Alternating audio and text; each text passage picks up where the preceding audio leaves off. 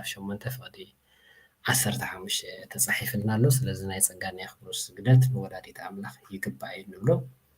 በጾም ምኽንያታት እዚኣቶም እዩ ሻምናይ መዝሙርን ምስጋናን ንቅድስት ድንግል ማርያም ይግባእ ገለገለ ሰባት ኣምልኽ መዝሙር ምስጋና ገለስ ንፈጣሪ ጥራይ ንእግዚአብሔር እንድሕርዳ ገዲፍካ ንኻልኦት ተመስግን እንድሕርዳ ሃልያሲ ኣምልኾ ጣዖት ገለሎም ክትርጉምዎ ድፍትን ኣሎ ግን ከምኡ ይኮነን ምስጋና ንፈጣሪ ንበይኑ ናይ ኣምልኾ ክብሪ ናይ ኣምልኾ ምስጋና ናይ ኣምልኾ ዝማሬ ንእግዚአብሔር ዝማንም ሰብ ዘከራኽር ኣይኮነን ንሓድሕድና ግን ምስጋናኻ ኩሉ ግዜ ብመጽሓፍ ቅዱስካ ፍቕዲ መዝሙር ክበሃል ከሎ ሕጂ ኣምልኾ ገይሩ ዝተርጎመሉ መን ከም ዝኾነ ይፈልጥኒ መዝሙር ማለት እኮ ኣምልኾ ማለት እዩ ጃስት ኣበይ ኣላ ከምኣ ትብል ተልካዮም የላን ንቅዱሳን ዝኹሉ ክብለኩም ፀናሕኹ ነቶም ደቃኦም ሰባት ማለት እዩ ንቅዱሳን ምስጋድ ሓጢኣት እዩ ወይ ከዓ ጌጋ እዩ ትብል ኣብ ሙሉእ መጽሓፍ ቅዱስ ሓንቲ ጥቕሲ ምፁ ይበልዎም የለን ንቅዱሳን መዝሙር ምዝማር ሓጢኣት እዩ ወይ ከዓ ጌጋ እዩ ትብል ኣብ ሙሉእ መጽሓፍ ቅዱስ የለን ጀስት በቃ ሕና ድንግል ማርያም ነመስግን ንመላእክቲ ነመስግን ንነቢያት ንሐዋርያት ነመስግን እሞ ንዓና ንምቅዋም ጥራይ ዝሰርሕዎ ፈጠራታት እዩ እስኹም ከምዚ ኢልኩም ተመስግኑ እንዲሁም እዚ ጌጋ እዩ እዚ ኣምልኾ እዩ ገለ ኣበይ ኣላ ከምኣ ትብል በኣንጻሩ ግን መጽሓፍ ቅዱስ ንቅዱሳን ክዝመረሎም ከም ዘለዎ ዝገልጽ ዘረድእ ናብቲ ጥቕስታት ክሰግር ሉቃስ ምዕራፍ 1 ፍቕዲ 28 ተዳሪኹም እቲ መልኣኽ ናብኣ እዩ ይብል ቅዱስ ገብርኤል ናብ ቅድስት ድንግል ማርያም ማለት እዩ ኣቲ ምልእተ ጸጋ እግዚአብሔር ምሳኺ እሞ ባህ ይበልኪ ካብ ኣንስቲ ብርኽቲ ይኽበላ እዩ እዚ ምስጋና እዩ ቅድስት ድንግል ማርያም ሰይመስግናል ምስጋና ንፈጣሪ ጥራይ ይብልካ ሶም ሕጂ እሞ እዚ መልኣኽ ዝላ ተጋጊሉ እዛ ኣብ ሉቃስ ደላ ጥቕሲ እዚኣ ወሲድካስ ንድንግል ማርያም እንተመስገንካያሲ ሓጢኣት ድዩ ድኾነካ ሓጢኣት ድኾነካ ነዛ ጥቕሲ እዚኣ ተተቃይምካያ እዩ ኣንጻር ፈጣሪኻ ትኸይድ ኣለኻ ማለት እዩ እዚ ደው ኢልኩም ምሕሳብ ከድልየኩም ኣብቲ ሉቃስ ምዕራፍ 1 ቀፂልኩም እንተሪኢኹሞ ድማ ብዓቢ ድምፂ እውን ዓዊላ በለት ይብል ብዛዕባ ኤልሳቤጥ ማለት እዩ ኤልሳቤጥ ከዓ መንፈስ ቅዱስ መሊዋ እንታይ ትብላ ንስኺ ካብ ኣንስቲ ብርኽቲ ኢኺ ትብላ እዚ ሕጂ ቃል ብቃል እውን ብዛዕባ ድንግል ማርያም ኢና ንዛረብ ዘለና መንፈስ ቅዱስ ዝተመልአ ሰብ ንቅድስቲ ድንግል ማርያም የመስግን ሓፃር ነገር ክበኩም ማለት እዩ መንፈስ ቅዱስ ዘይተመልአ ሰብ ኣብ መጀመርታ ይቕሬታ ኣይ ቲንክ ነጢረልኩም መስለኒ ዋይ እዚ ትምህርቲ ዝንመሃሮ ትብል ዘለና መእተዊ ክመልሰኩም ኣይ ቲንክ ካብታ ቀዳሚት ኢና ጀሚርና ንምንታይ እዩ ነገረ ማርያም ኣምሃራ ገዳሲ ገለ ትብል ዝነጠርኳ ኣብ ዘላ ሕጂ ምስቲ ኣብቲ ዝፀንሐ ጥቕስሲ ብቐጥታ ዘኪርኒ ቀዳማይ ነገረ ስጋዊ ብዝግባእ ንኽንፈልጥ ስለ ዝሕግዘና እዩ ኣምላኽ ሰብ ኮይኑ ዝበሃል ዘሎ ትምህርቲ እዚ ካብ መን ሰብ ኮይኑ ብኸመይ ሰብ ኮይኑ ገለ ዝብል ብዝግባእ ክትፈልጥ ኮይንካ ብዛዕባ ድንግል ማርያም ክትፈልጦም ዝግባእካ ነገራት ኣለዉ ካልኣይ ዘለዋ ዓብይ ክብሪ እንድሕር ዳ ብዛዕባ ነገር ማርያም ክነግረኩም ፀኒሐ ሕጂ ልዕሊ ኩሎም መላእኽቲ ክብሪ ዝግባእ ምዃና ገለገለ ኩሉ እንድሕር ዳ ተረዲእካ ዝግባእ ክብሪ ትህባ ዝግባእ ክብሪ እንተዳ ሂብካ ሽዑ እንታይ ትረክብ በረኸት ትረክብ ንድንግል ማርያም ምምስጋን ንባዕሉ ሲ በረኸት ከም ዘለዎ ይትረፍ ንድንግል ማርያም ንኣብርሃም ምምስጋን ሲ በረኸት ኣለዎ ይብል መጽሓፍ ቅዱስ ኣምላኽ እንታይ ኢልዎ ነቦና ኣብርሃም ኦሪት ዘፍጥረት ምዕራፍ 12 ንዝባርኹኻ ክባርኹም ንዝረግመካ ድማ ክረግሞም ሕጂ ንኣብርሃም ምብራኽ እኳ በረኸት ደምፀት ኮይኑ ንኣብርሃም ዝረግምካ መርገም ዝመፃቶ ኮይኑ ናብ ድንግል ማርያም ትርጉሞ ናብ እዳ ኣምላኽ ትርጉሞ ሕጂ ኤልሳቤጥ ንድንግል ማርያም ተባረኻላ ተመስግናላ ብርኽቲ ኢኽ እናበለ ኤልሳቤጥ ተባረኻላ መንፈስ ቅዱስ እውን መሊእዋ ኣሎ መንፈስ ቅዱስ ዝረሓቆ ሰብ ጥራይ ኣንጻርቶም መንፈስ ቅዱስ ዝተመልኡ ሰባት ዝዛረብዎ ዝዛረብ ከም ሳልሳይ ነጥቢ ደቐመጥኩ ንዓኣ ንህቦ ክብሪ ንድንግል ማርያም ከዓ ብፍልጠትን ብርድኢትን ዝተሰነየ ብእምነት ዳ እምበር ብልምድን ንጥቕምን ጥራይ ከይኮን ሰኢልካ ብልምዲ ስለምንታይ ትገብሮ ኣለካ ከይፈለጥካ ትገብሮ ነገር ኩሉ ግዜ ክነቀፍ ጥራይ ዘለዎ ካልኣይ ከዓ ንጥቕሚ ኢልካ ዝግበር ኣሎ ምስጋና ዋይ ተመስግን ብሉቃስ ታሪክ ከም ዝረኣናዮ እተን ዝጠበኻየን ማህፀን ምፅኣተን ገለገለ ገለ ኢላ ክትውድስ ዝመፀት ሰበይቲ ተነቒፋ ብፅኣት እቶም ነቶም ቃላይ ሰሚዑ ዝገብሩ ዝብል ነቐፌታን መልሲ ተኣሽሙ ተዋሂብዋ ነይሩ ንምንታይ እዩ እዛ ሰበይቲ እዚኣ ንምንታይ ኣነ ድንግል ማርያም ብፅእቲ ትብላ ነይራ ድንግል ማርያም ብፅእቲ እያ تحسبيت تياجن بتناتهم بهالنا تبصنا سنة عقد وصزيادة له نسخبها بصيت خطبها حدا تودو سمو وداسينا عاخ مسكاج نغمز نطق مخايت تودو سو زلا خاص نخا نسخ عندي خلاتا حيس خندي خمس قال نزنبر بهالي زنساك على أملاح سميعة سلزي قبرت مسأتي كلها تحسبيت خمد بلا دنقل مريم قلنا بحكي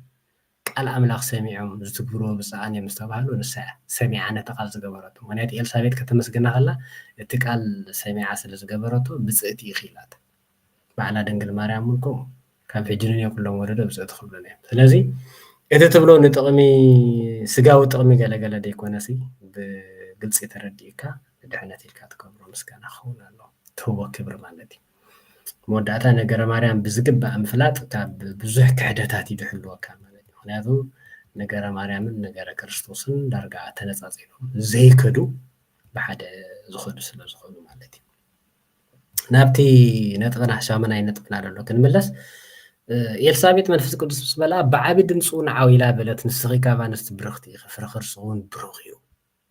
እዚኣ ሕጂ መዝሙር ጌርካ እንተዳ ሰሪሕካያሲ መን እዩ ድቃወመካ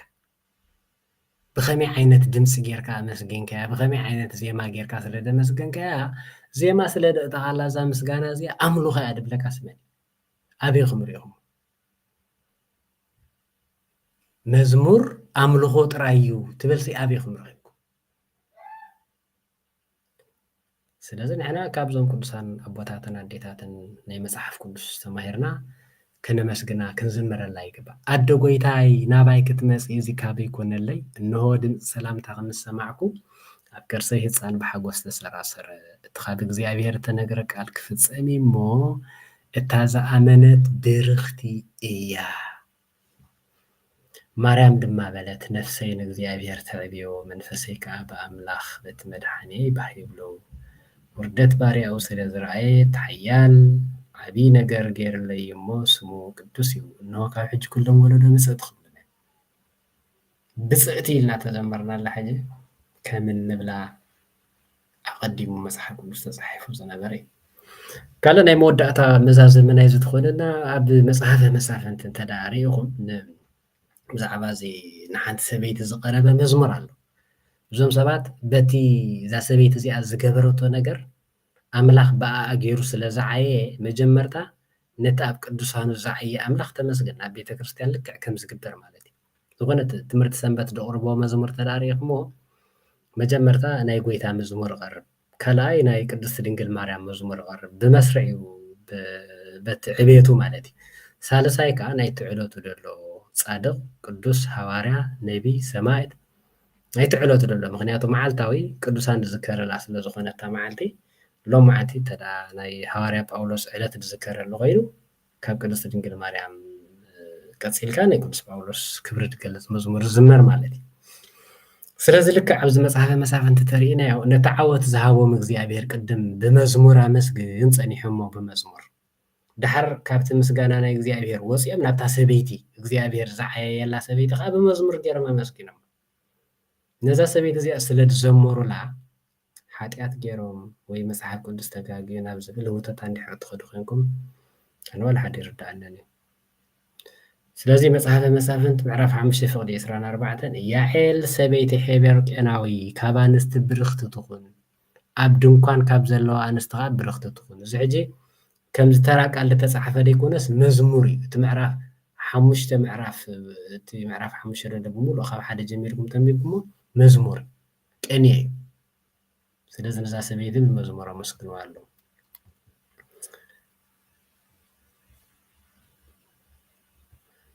ጽቡቕ ስማዕ ኣሎ ድምፂ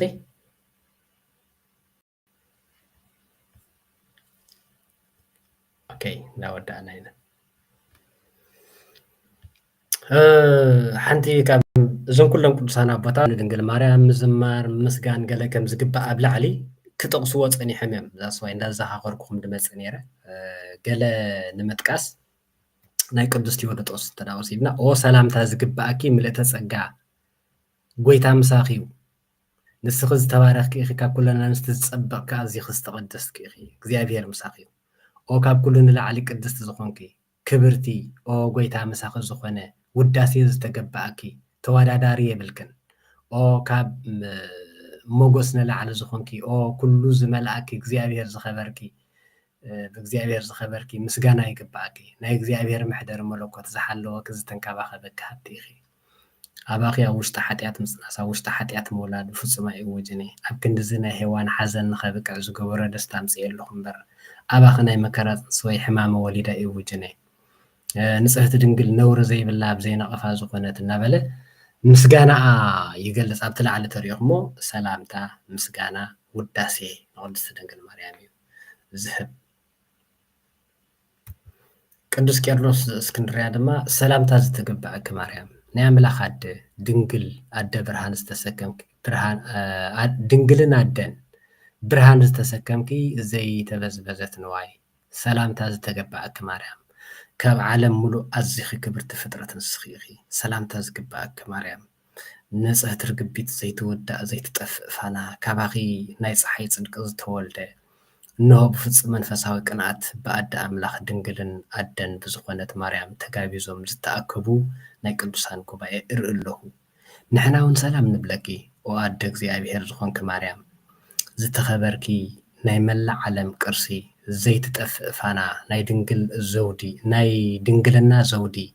ናይታ ቅንዕቲ እምነት ምርኩስ በትሪ ዘይትፈርስ መቕደስ ነቲ ማንም ክሕዞ ወይ ክሽከሞ ዘይክእል ንዕኡ ዝሓስኪ ኢኽ እናበለ ውዳሴውን ምስጋንዩን የቕርብ